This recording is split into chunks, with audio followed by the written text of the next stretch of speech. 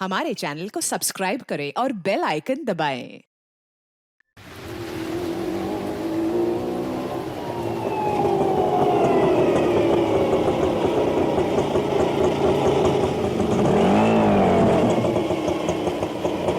बस बस बस बस बस भैया ऑटो यहीं रुको। मेम साहब, इस जगह पे आपका क्या काम है? ये जानना तुम्हारे लिए जरूरी नहीं है। जाओ, जहाँ रुकने के लिए बोला वहाँ वेट करो। ठीक है, जैसी आपकी मर्जी।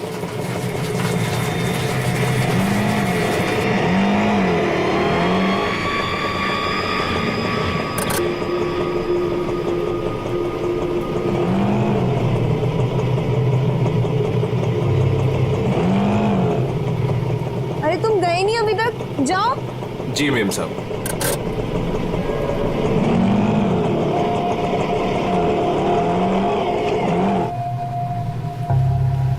हेलो विशाखा, मैं करिश्मा बोल रही हूँ। मैं एमजी रोड के यहाँ कंस्ट्रक्शन बिल्डिंग पे खड़ी हूँ। मुझे तुमसे तुम्हारी शादी के बारे में बहुत ज़रूरी बात करनी है।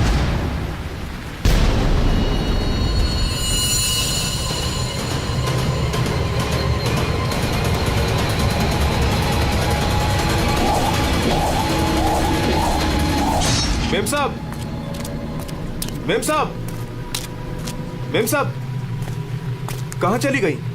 मैं तो यहीं छोड़ के गया था। मेम साहब, मेम साहब।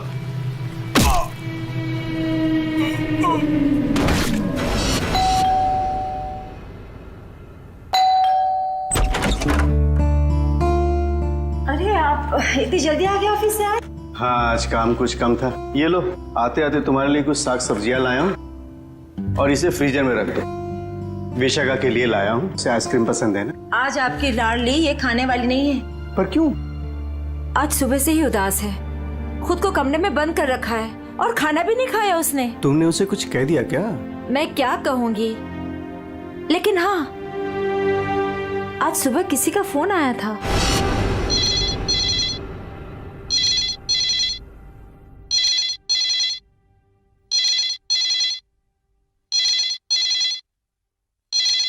हेलो।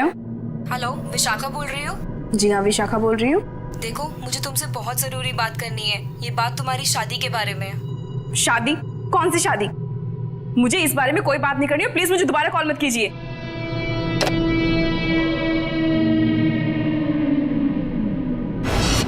अरे इतनी मुश्किल से तो 2 हफ्ते पहले टूटी हुई शादी को भूल पाई थी, और फोन करके उसके जख्म किसने हरे कर दिए? बहुत पूछा मैंने कि किसका फोन था, लेकिन रोई जा रही है, जवाब ही नहीं दे रही है। मैं देखता हूँ, तुम चिंता मत करो। विशाखा, विशाखा बेटे, विशाखा बेटे, दरवाजा खोलो। विशाखा, दरवाजा खोलो। विशाखा, ये दरवाजा क्यों नहीं खोल रही है? रोने की आवाज भी नहीं आ रही। कहीं उसने कुछ? अरे तुम विशाखा को नहीं पहचानती क्या? वो ऐसा कुछ नहीं करेगी। विशाखा बेटा, दरवाजा खोलो बेटे। विशाखा, दरवाजा खोलो। विशाखा, विशाखा,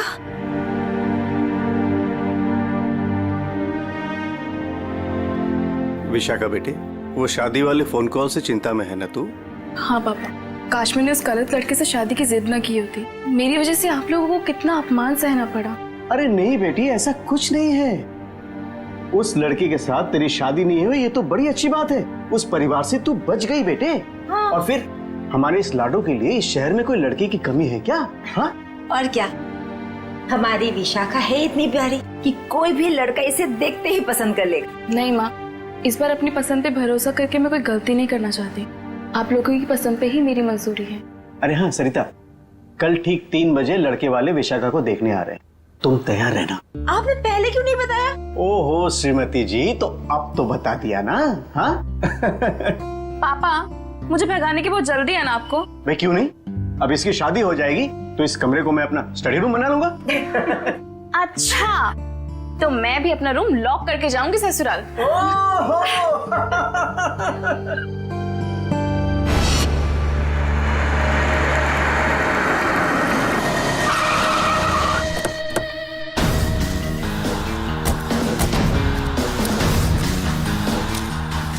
भाई साहब, मैं यहाँ का बचपन, मैंने ही आपको फोन किया था। लाश कहाँ पर है? जी उस तरफ। चलो दिखा। जी।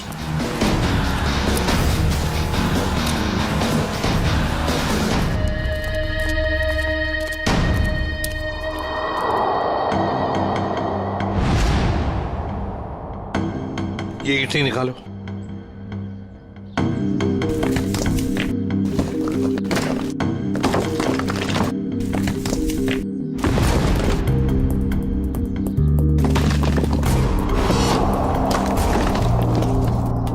तो लगता है लाश को छुपाने की पूरी कोशिश की, लेकिन पूरी तरह से कामयाब नहीं हुआ है।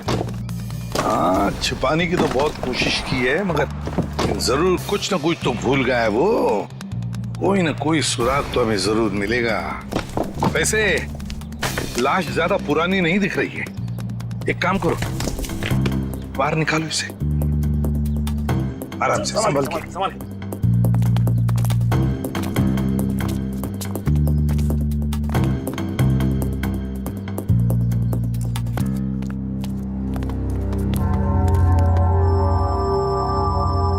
ये देखो, बड़ी बेरहमी से मारा है इसे। सामने से सीधे चाकू घोंप दिया सीने में। हाँ सर, देख के लगता है कि इसे चीखने चिल्लाने का मौका ही नहीं मिला। ये देखो, इसके सिर के पीछे भी चोट है। लगता है जिसने भी ये किया है ना, शायद पीछे से आकर इस रिक्शा वाले के सिर पर पीछे से हमला किया, वार किया। ये बेचारा मुड़ गया हमलावर को देखने के लिए, तो सामने से चाकू घोंप दिया।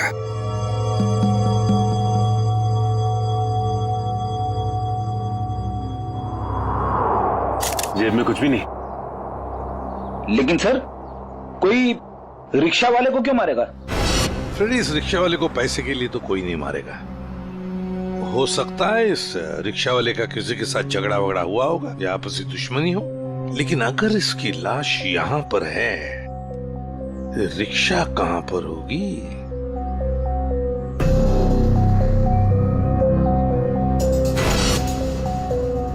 सर, हाँ सर ये देखिए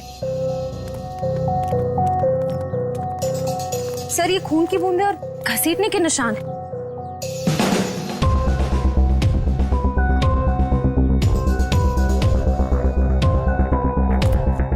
ये देखो, लगता है जिसने भी ये किया है, इस रिक्शा वाले को यहां से घसीट कर वो लेकर गया वहां ईंटों में छुपाने के लिए। वो क्या है?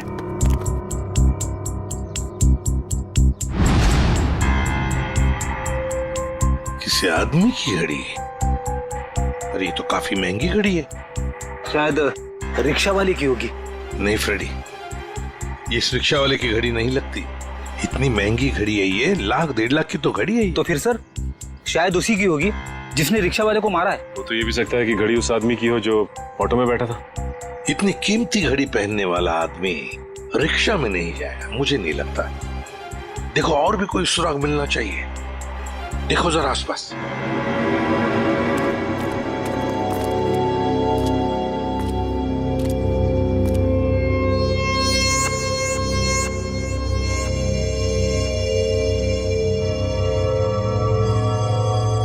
अरे सर, कुछ मिला? हाँ सर, किसी लड़की की ये डायमंड इयररिंग मिली है, यहाँ नीचे गिरी हुई थी। इयररिंग? इसका तो एक ही मतलब हो सकता है, जब ये हादसा हुआ तब कोई लड़की यहाँ पर मौजूद थी। तो खून लड़की ने किया? सचिन, पता नहीं खून किसने किया, लड़की ने या और किसी ने, लेकिन एक बात तो जरूर है कि ये लड़की उस रिक्शा वाले के साथ मौजूद थी। सर, हो सकता है ये लड़की उस ऑटो वाले की सवारी थी।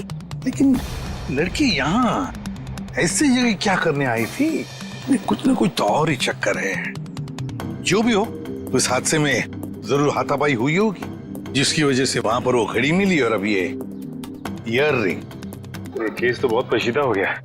इतने सारे सवाल लेकिन जवाब इतने कम। सारे सवालों का जवाब इसी बिल्डिंग में है। इस बिल्डिंग को अच्छी तरह से छान मारते हैं। Let's go.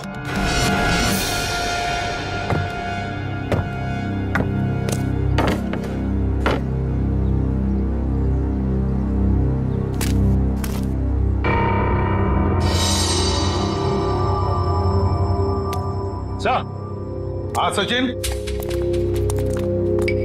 क्या हुआ? ये देखिए सीढ़ियों पे खून की बूंदें। हाँ, ये देखो। सर ये तो बहुत ही अजीब बात है, लाश वहां पर और खून की बूंदें यहाँ। मुझे तो कुछ और ही आ रहा है दिमाग में। कहीं और एक लाश तो नहीं इस बिल्डिंग में? ऊपर चलकर देखते हैं, देखते ही ये खून के धब्बे कहां तक है।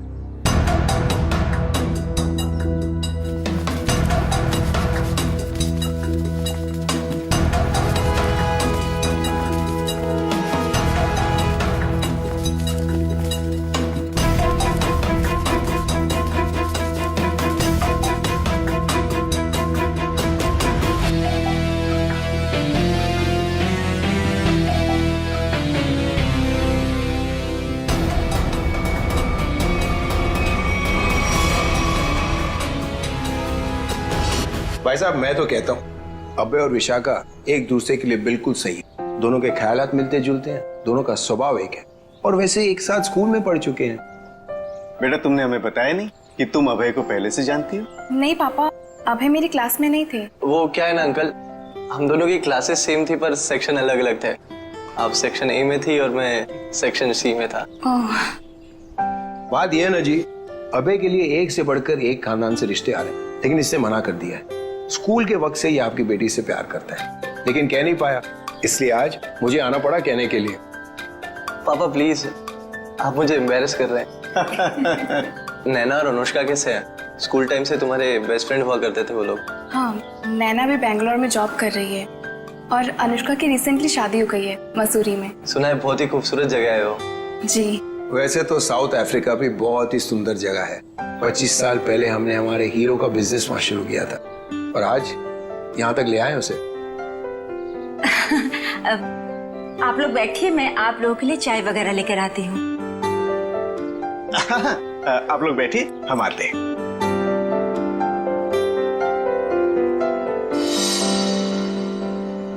क्या बात है सरिता, क्या हुआ?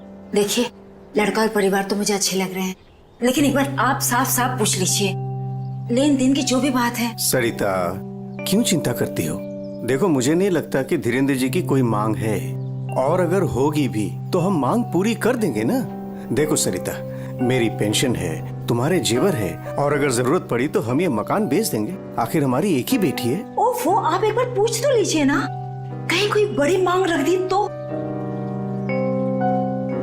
फिर तो ये रिश्ता नहीं हो पाएगा। खैर, अपनी किस्मत है, देखते हैं। चलो लीजिए भाई साहब। ये सब लाने की क्या जरूरत थी? इतनी तकलीफ क्यों की आपने? अरे क्या कहते हैं भाई साहब, ये तो कुछ भी नहीं है, ये तो आपको लेना ही पड़ेगा। चाय लीजिए। ये लो बेटे।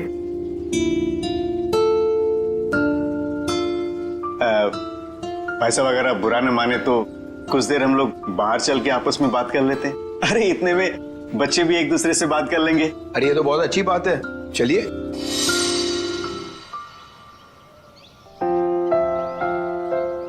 भाई साहब, आपका बेटा हमें बहुत पसंद है। मुझे भी बिल्कुल विशाखा जैसी बहू चाहिए थी। अगर विशाखा अभय को पसंद उसकी फिक्र आप मत कीजिए, हमारी मंजूरी में ही उसके यहाँ है। ये तो बड़ी अच्छी बात है, तो मैं बात पक्की समझूं? जी जरूर। धीरेन्द्र जी, अगर आपकी कोई मांग हो तो आप मुझे। ये कैसी बात कर ली आप लोगों ने? अरे भाई, भगवान का दिया हुआ सब कुछ है हमारे पास। आपकी बेटी सिर्फ 2 जोड़ी कपड़ों में चाहिए, ये आप कर पाएंगे या नहीं? मुझे समझ में नहीं आता कि मैं आपका ये कर्ज कैसे चुका पाऊंगा। लेकिन हमारी एक शर्त है। शर्त? ये शादी 2 दिनों में हो जानी चाहिए। 2 दिनों में शादी की तैयारियां हम कैसे कर सकते हैं? देखिए, ये हमारी एक ही बेटी है, हम चाहते हैं कि उसकी शादी बड़े धूमधाम से हो, इसलिए थोड़ा अगर आप हमें वक्त दे दे तो। देखिए भाई साहब, मैं आपकी बात समझता हूँ, लेकिन 3 दिनों के अंदर मुझे साउथ अफ्रीका पहुंचना है। सिर्फ मेरे बेटे की वजह से मैं अपना पूरा कारोबार छोड़ के आया हूँ। अगर आप ये नहीं कर पाओगे तो ये रिश्ता नहीं होगा। हाँ? सोच लो आप लोग।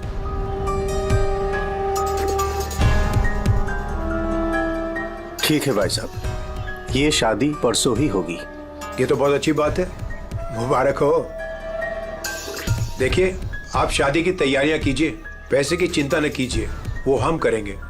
जी।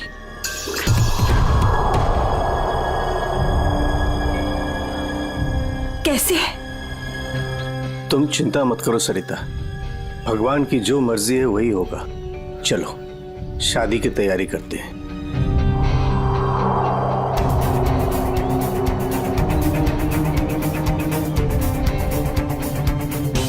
पता नहीं मुझे ये सब ठीक क्यों नहीं लग रहा है।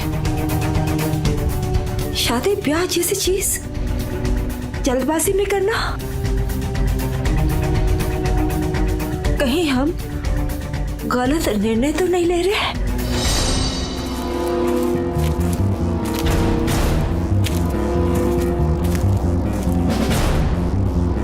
सर, इस लड़की का चेहरा तो पूरी तरह से बिगड़ चुका है। इसकी पहचान करना बहुत मुश्किल होगा। तो सर, लड़की के पास से ना ही कोई आइडेंटिफिकेशन मिला है, ना ही कोई मोबाइल। लाश को देख के लगता है कि इसकी और उस ऑटो ड्राइवर की मौत लगभग एक ही वक्त हुई है सर।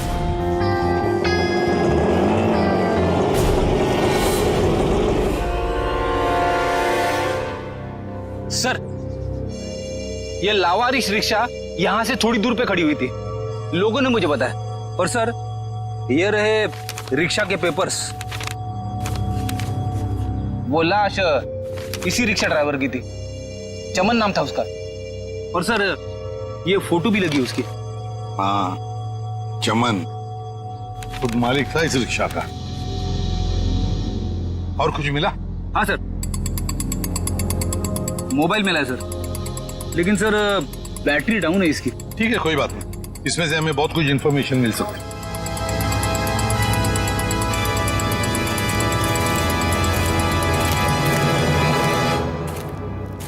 वॉचमैन होना यहाँ के। कैसी ड्यूटी करते हो? दो खून हुए यहाँ पर। साहब जी, ये सब कैसे हुआ? मुझे नहीं पता चला। चुप, नाटक बंद। जरा याद करके बताओ, क्या कोई आया था यहाँ पर इस रिक्शा में से? कोई नहीं आता इस रिक्शा से। ये कैसे हो सकता है? हाँ? कोई बिल्डिंग से ऑटो दूर क्यों खड़ा करेगा? बताओ कौन आया था? हाँ साहब जी, याद आया, जब मैं खाना खाने गया था ना, जरूर कोई आया होगा। झूठी करते हो।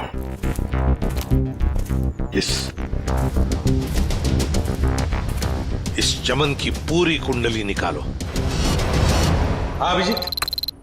सर, वो ऑटो वाले के फोन की डिटेल मिल गई है सर। ये 11 बजे के करीब ममता नगर से निकला और 11:30 बजे जेल स्टेशन पे पहुंच गया। ये MG road under construction building पे कब पहुंचा? सर, 12:30 बजे जेल स्टेशन से सवारी लेने के बाद 12:40 पे उस जगह पे मिला था जहां पे वो ऑटो खड़ा मिला था। मतलब जेल स्टेशन से उसने सवारी उठाई।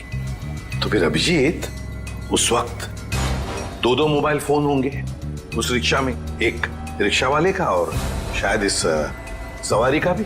हाँ सर, मोबाइल कंपनी वालों ने बताया कि रिक्शे वाले के मोबाइल के साथ साथ एक और मोबाइल ट्रैवल कर रहा था। चेवंती और पेटी लगे हैं उसका डिटेल निकालने में। चलो अच्छा। अब देखना यह है कि सर वो सवारी विक्टिम थी या मुजरिम। सर, हाँ सर, वो जो ऑटो की सवारी का मोबाइल नंबर था वो दिल्ली का नंबर है और किसी करिश्मा के नाम पे रजिस्टर्ड है। दिल्ली? अच्छा, इस करिश्मा के बारे में और कुछ पता चला? नहीं सर, और कुछ डिटेल्स तो अभी पता नहीं चल पाए हैं। ये तो पता चला होगा कि उसने आखिरी कॉल किसको किया। किसी लैंडलाइन नंबर पे किया था आखिरी कॉल। पोपटवाड़ी का कोई उदय कुमार है। पोपटवाड़ी, उदय कुमार।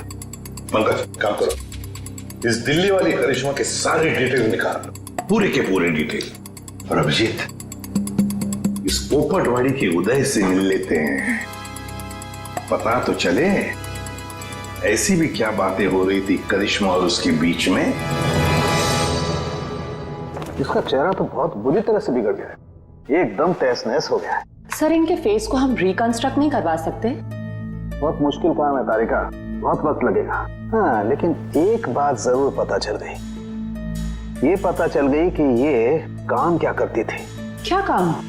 तारिका, ये लड़की एक नर्स थी। नर्स? ये देखो, ये देख रहे हो, ये इसकी उंगलियों पर और ये अंगूठे पर ये कौन? ये निशान तो ज्यादातर उन्हीं लोगों के हाथों में होता है ना जो दूसरों को इंजेक्शन देते हैं। एग्जैक्टली तारिका। अब मुझे लगता है ये खून या तो किसी बदले की भावना से किया गया है या फिर कोई प्यार व्यार का चक्कर? प्यार व्यार का चक्कर? तुमको ऐसा लगता है तो तुम फोरेंसिक आते ही क्यों? तुम अब से मत आया करो हमारे लैब में प्लीज। हाँ अरे ये क्या? हाँ। और अभिजीत, तुम्हारे और मेरे बीच में जो भी था ना वो खत्म। प्यार का चक्कर।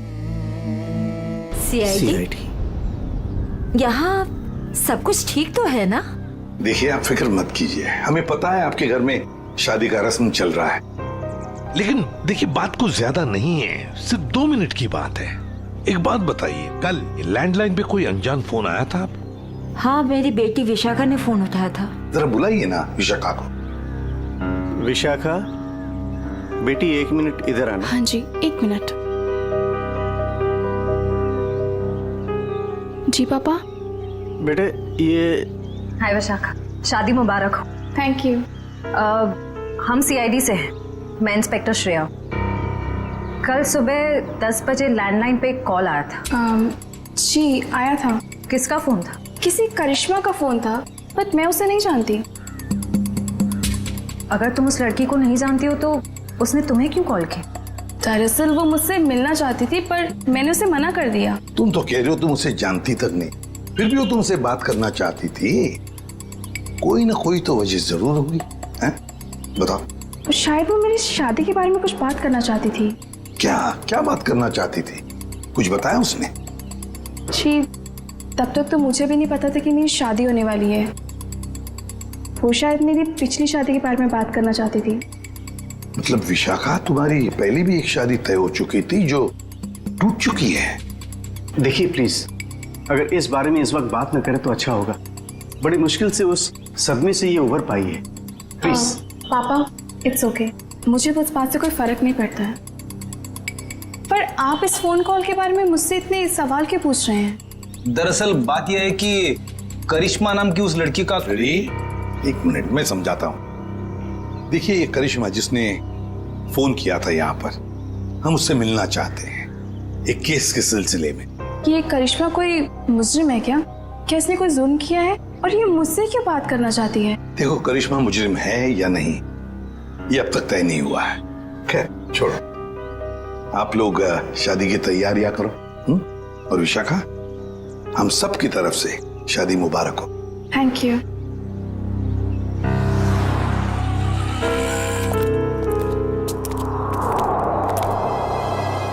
हेलो, सुनो, सब गड़बड़ हो गया है यहाँ। सीआईडी आ गई है। हाँ जी, क्या हाल है बॉस? फिर से बन गया चेहरा? अरे चेहरा बनने में टाइम लगता है ना यार। और कितना टाइम चाहिए तुझे? मैं बोल रहा था तारिका, प्रद्युमन जैसे ही मेरी शक्ल देखेगा पीछे पड़ जाएगा। कितना टाइम लेगा चेहरा बनाने में? यार इतना सा काम है साउंड के। वैसे एक बात बताओ, आप लोगों को वाकई कुछ पता नहीं चला उस लड़की के बारे में? हमें इतना तो पता चल चुका है कि उस लड़की का नाम करिश्मा है और वो दिल्ली की रहने वाली थी। और अगर मैं ये बताऊं कि करिश्मा एक नर्स थी तो? सर उस करिश्मा के बारे में नई बात पता चली सर। क्या?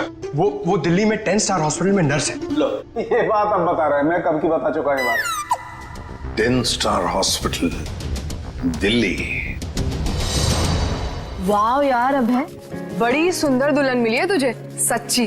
पता नहीं कहाँ से किस्मत लिखा के लाया है। अरे वो कहते हैं ना, लंगूर के हाथ में अंगूर। एग्जैक्टली।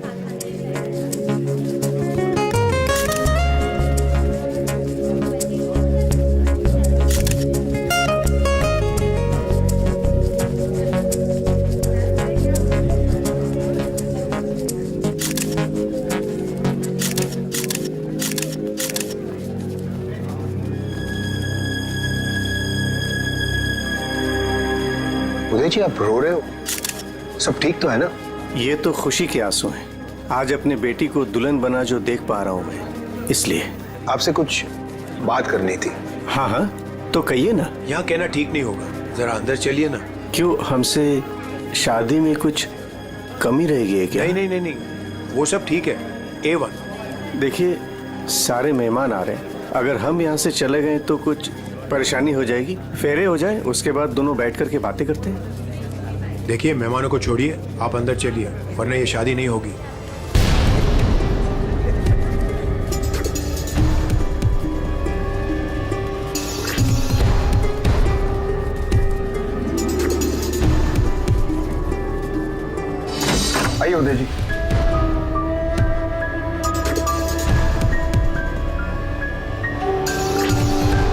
धीरेन्द्र जी बात क्या है आप बताइए ना। देखिए मेरी परेशानी बढ़ती जा रही है। अरे भाई परेशान होने की कोई बात नहीं, एक छोटी सी रिक्वेस्ट है। कैसी रिक्वेस्ट? आपको याद है मैं आपके घर आया था आपकी बेटी को देखने और मैंने आपको कहा था मुझे दहेज बिल्कुल नहीं चाहिए। जी मुझे अच्छी तरह से याद है, आपने कहा था कि आपको दहेज नहीं चाहिए। तो अब क्या चाहिए आपको? मैं अपनी जुबान का पक्का हूँ, कहा ना दहेज नहीं चाहिए, दहेज नहीं लूंगा। हाँ मगर आपको दहेज नहीं चाहिए तो क्या चाहिए?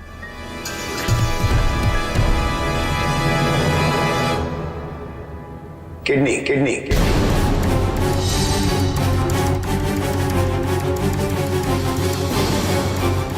किडनी? पर किसकी? मैं शायद आपको बताना भूल गया कि मेरी तबीयत दरअसल ठीक नहीं रहती और जल्द से जल्द अगर किडनी ट्रांसप्लांट नहीं हुआ तो मैं ज्यादा दिन नहीं बच पाऊंगा। Kidney transplant? देखिए आपकी बेटी की शादी है और कुछ ही दिन बाद उसका ससुर यानी कि मैं मर जाए तो आपको कैसा लगेगा? पर धीरेन्द्र जी मैं अपनी किडनी कैसे, मेरा मतलब मैंने पूरा पता लगा लिया है, हम दोनों की किडनीज मैच होती हैं। अच्छा तो इसका मतलब ये शादी ब्याह ये सब ढोंग है। दरअसल आपको मेरी किडनी चाहिए इसलिए आपने ये सब। अब फेरों में 2 घंटे और बहुत समय है आपके पास, सोच लीजिए। और वैसे भी हम दोनों एक परिवार का हिस्सा बनने जा रहे हैं तो एक परिवार वाले का फर्ज बनता है दूसरे परिवार वाले की जान बचाने का।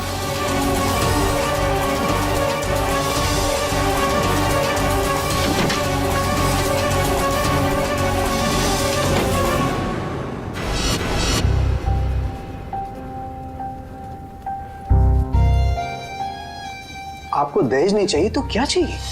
Kidney kidney kidney.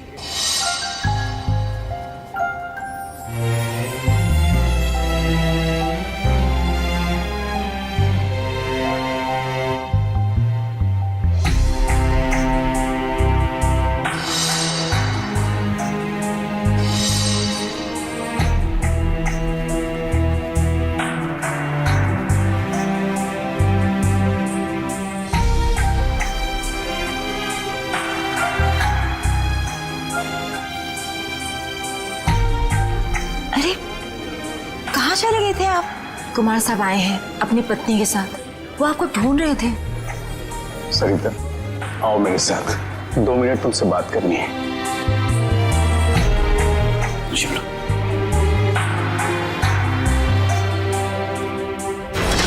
आओ सरिता। क्या हुआ मुझे बताएंगे भी? सरिता दरवाजा बंद कर दो, बताता हूं।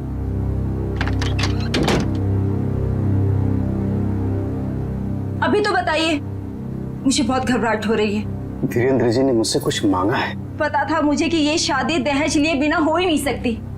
वैसे कितने पैसे मांगे हैं उन्होंने? नहीं उन्होंने मुझसे पैसे नहीं मांगे।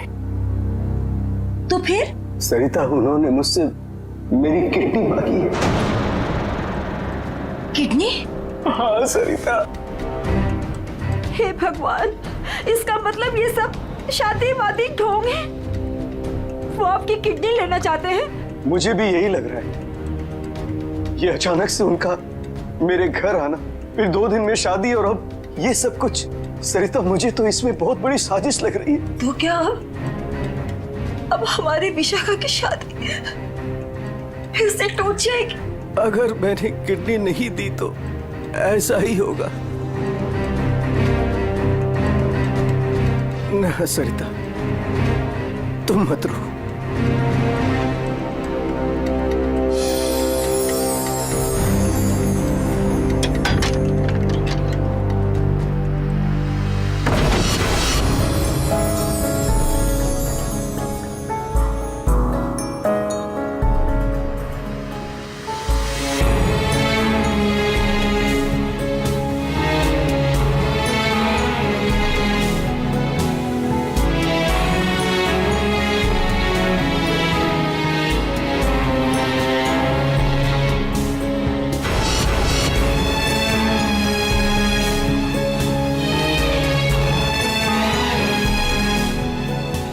सारे मेहमान आ चुके हैं और अगर इस बार भी हमारी विशाखा की शादी नहीं हुई तो वो पूरी तरह टूट जाएगी। एक जख्म तो वो पहले ही खा चुकी है, लेकिन अब दोबारा वो बर्दाश्त नहीं कर पाएगी। मैं जानता हूं सरिता, तुम ठीक कह रही हो, इसलिए मैंने सोच लिया है, मैं अपनी किडनी दूंगा। हाँ सरिता। नहीं, अगर आपने किडनी दे दी तो आपका क्या होगा? मुझे कुछ नहीं होगा सरिता। और वैसे भी इंसान के शरीर में 2 किडनियां होती है जिससे उसका शरीर चलता है, लेकिन फिर भी इंसान एक किडनी के सहारे जी सकता है। मुझे ये सब कुछ ठीक नहीं लग रहा है। अगर कुछ ऊंच नीच हो गई तो मैं आपको खोना नहीं चाहती हूँ। नहीं सरिता, मुझे कुछ नहीं होगा, और अगर मुझे कुछ हो भी गया तो कम से कम मेरी आत्मा को ये सोचकर संतुष्टि तो मिलेगी ना कि मैंने अपनी बच्ची की खातिर उसके पैदाइश से लेकर के उसकी शादी तक सब कुछ किया। प्लीज।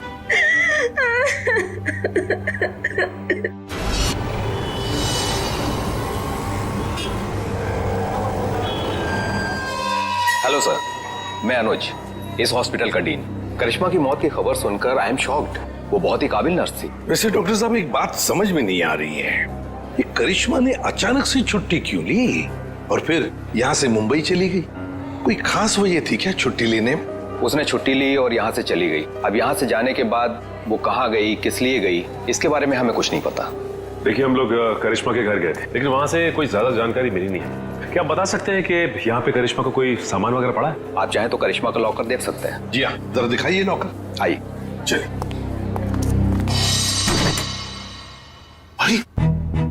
सर, इस लॉकर को देखकर मुझे मेरी नानी की अलमारी याद आ गई। वो भी अपना सारा सामान ऐसे ही ठूस ठूस के रखती थी।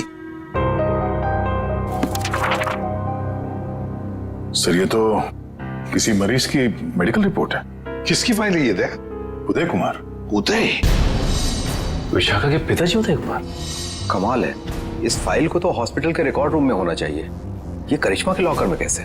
मतलब ये करिश्मा उदय जी और उसके परिवार वालों को जानती थी? वो परिवार वाले तो बता रहे थे कि वो करिश्मा को जानते ही नहीं। जरा बताइए, किस चीज का इलाज चल रहा था उदय का?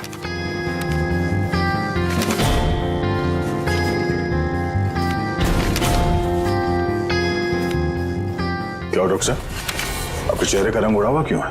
उदय जी को फूड पॉइजनिंग थी और उनके सारे टेस्ट किडनी के करवाए गए हैं। क्या? बताइए यार, ये क्या चक्कर है? नहीं दया, कुछ न कुछ तो गड़बड़ जरूर है, कुछ न कुछ तो गड़बड़ है। अच्छा डॉक्टर साहब, इस करिश्मा का बर्ताव कुछ अजीब लगा आपको? मतलब कुछ गड़बड़ लगा आपको कभी? नहीं, ऐसा तो कुछ भी नहीं लगा। सर, ये देखिए। माय गॉड, तो ये बात है। क्या बात है उदय? अरे डॉक्टर चंद्रप्रकाश, आओ बैठो बैठो। ये अचानक क्या बात करना चाहते हो तुम मुझसे? और भाभी जी क्यों रो रही हैं? शादी में कोई मदद वगैरह चाहिए?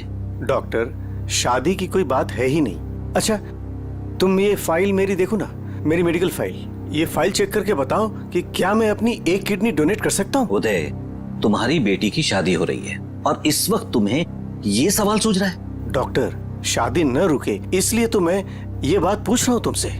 बताओ ना। क्या मतलब है? मतलब मैं बाद में तुम्हें समझाऊंगा। तुम पहले मुझे ये बताओ कि मैं एक किडनी के सहारे जी सकता हूँ या नहीं। बताओ डॉक्टर, मुझे प्लीज बताओ ना।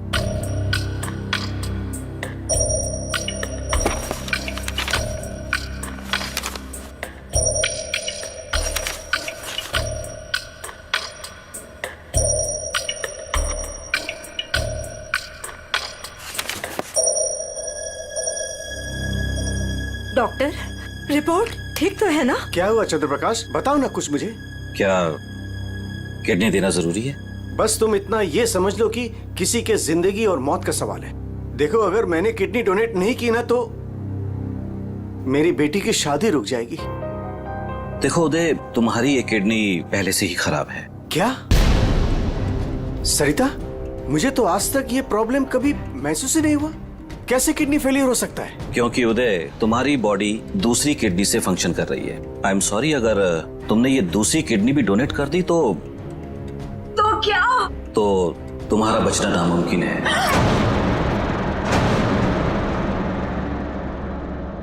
किडनी डोनेट करने के लिए तुम मेडिकली फिट नहीं हो। देखो, ऐसा मत कहो डॉक्टर, मुझे ये किडनी दान करनी ही पड़ेगी किसी भी हालत में। डॉक्टर प्लीज जरा चेक करके बताओ, कोई तो रास्ता निकालो। देखो उदय, फाइनल डिसीजन मैं नई रिपोर्ट के आने के बाद ही दे पाऊंगा, लेकिन इस रिपोर्ट के मुताबिक किडनी डोनेट करना मतलब मौत को दावत देने जैसा है।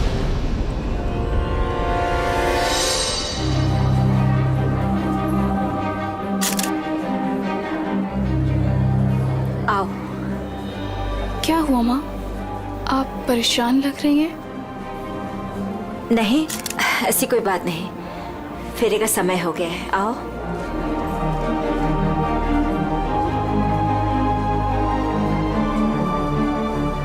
अरे उदय जी, आप ही को ढूंढ रहा था। फेरे लगवाएं या फिर मैं बारात वापस? जी नहीं, बारात वापस ले जाने की नौबत नहीं आएगी। मुझे पता था, आप बड़े समझदार इंसान हो, सही डिसीजन लिया। और वैसे आप अपनी बेटी को इतना प्यार जो करते हो, आइए।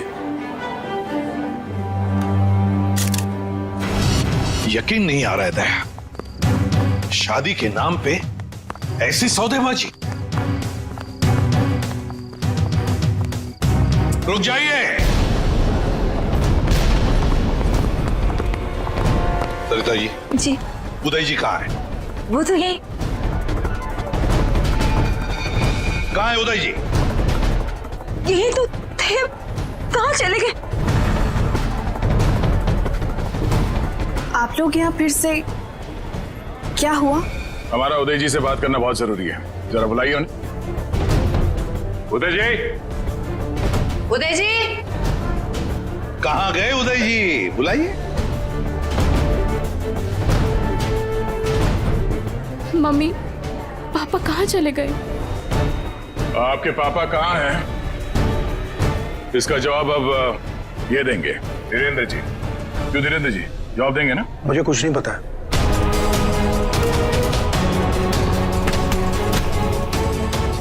नहीं पता तो सड़क कहाँ है आप? सर, मैंने कुछ नहीं किया सर, मैं तो इनका असली बेटा भी नहीं हूँ सर। मेरे पति को इन लोगों ने गायब करवाया होगा और किडनी के लिए ये लोग शादी तोड़ने की धमकी दे रहे थे। मॉम, आपने बात मुझे पहले क्यों नहीं बताई? आपके और पापा से बढ़कर मेरे लिए कुछ नहीं है। शर्म आनी चाहिए तुम्हें। शादी जैसे पवित्र बंधन के आड़ ऐसा घिनौना अपराध करते हुए। सर मैं मानता हूँ, इसी प्लान के जरिए मैंने किडनियों का व्यापार किया। क्या? शायद इसीलिए उन गुनाहों की सजा है कि मेरी खुद की किडनी बेकार हो गई। लेकिन इस बार सर, मैं खुद की जान बचाने के लिए कर रहा था। इसके लिए किसी और की जान चली जाए? अब बताओ, करिश्मा को क्यों मारा? सर मैंने करिश्मा को नहीं मारा, बल्कि वो तो मेरी मदद करती थी मरीज ढूंढने में। सर इस बार मैंने गैंग वालों को बताया फिगर एक किडनी गायब कर दी। उसी बात को लेकर वो मुझे ब्लैकमेल कर रही थी कि वो बाकी गैंग वालों को और विशाखा को ये बात बता देगी। इसीलिए तुमने करिश्मा को मारा है? इसीलिए? नहीं सर, मेरा यकीन मानो, मैंने उसे नहीं मारा। मुझे लगता है कि सर उसके मौत के पीछे मेरे बाकी गैंग वालों का हाथ है। कौन है तुम्हारे साथी? कहाँ लेकर गए उदय को? किडनी निकलवाने। ऑपरेशन शायद शुरू भी हो गया होगा। कहाँ हो रहा है ये किडनी निकालने का ऑपरेशन?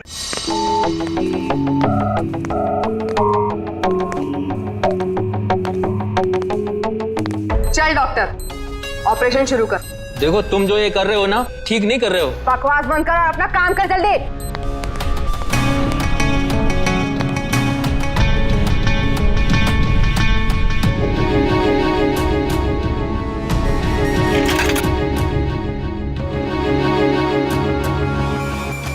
अबे जल्दी करना।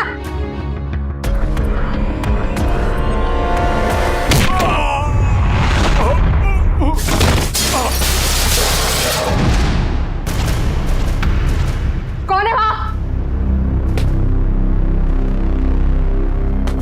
कौन है?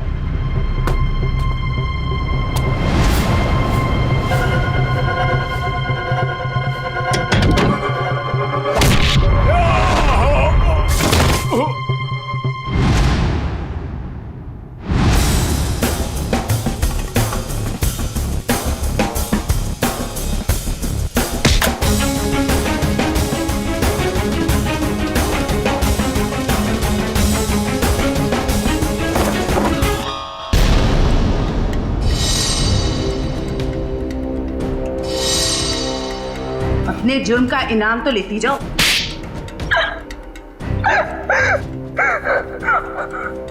ये सारा षड्यंत्र हमने सिर्फ लोगों की किडनियां हथियाने के लिए किया है। ये सब पता है हमें। ये बताओ करिश्मा को क्यों मारा तुम? क्योंकि करिश्मा हमें धोखा दे रही थी। लेकिन तुमने करिश्मा का खून किया, ये बात तुमने धीरेन्द्र से क्यों छुपाई? ताकि जब धीरेन्द्र किडनी ट्रांसप्लांट के लिए ऑपरेशन थिएटर में आए तो वहां उसे आराम से मार सके, ताकि वो खून ना लगकर एक हादसा लगे। और उदय की किडनी तुम ऊंचे दाम में बेचना चाहती थी, क्योंकि उदय का blood group Bombay blood group है, एक रेयर ब्लड ग्रुप है ना? यही प्लान था सर, लेकिन आप सीआईडी वालों की वजह से वो सब चौपट हो गया। करिश्मा का खून और कितने सारे मासूम लोगों की किडनियों की चोरी, तुम्हें तो फांसी ही होगी। इतना काफी है तुम्हें फांसी के फंदे तक पहुंचाने के लिए। जयवंती, ले जाओ इसे। सर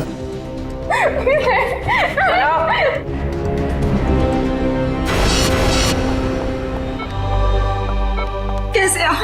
तबीयत कैसी है आपकी? आप ठीक तो है आप? सरिता, विशाखा बेटी, तुम लोग रो क्यों रहे हो? क्या हुआ मुझे? मैं आपसे कभी बात नहीं करूंगी। आपको क्या लगा मेरी शादी आपकी जिंदगी से ज्यादा जरूरी है? ऐसी कोई बात नहीं। दरअसल मैं और सरिता, हम तो सिर्फ तुम्हारी खुशी चाहते हैं बेटे। मेरी खुशी आपसे है, आपसे है। माना बाकी लड़कियों की तरह मेरा भी सपना है कि मेरा भी एक अच्छा पति हो, लेकिन वो पति मुझे अपने पिता की कीमत पर बिल्कुल नहीं चाहिए। देखा उदय जी, आपकी बेटी विशाखा कितनी समझदार है, सियानी है और सही बोल रही है। एक बात हमेशा ध्यान में रखना, बेटी घर का सम्मान होती है, सुख होती है, खुशी होती है। उसके हाथ पीले करना तो सौभाग्य की बात होती है, लेकिन उसके लिए माता पिता को अपनी जान दांव पर लगाने की कोई जरूरत नहीं। एसीपी साहब, मैं आपसे वादा करता हूं, चाहे कुछ भी हो जाए, मगर मैं इंतजार करूंगा। अब की बार मैं अपनी बेटी का हाथ सिर्फ उसी को दूंगा जो इसके लायक हो। आप सबका बहुत बहुत शुक्रिया बेटी। Thank you very much.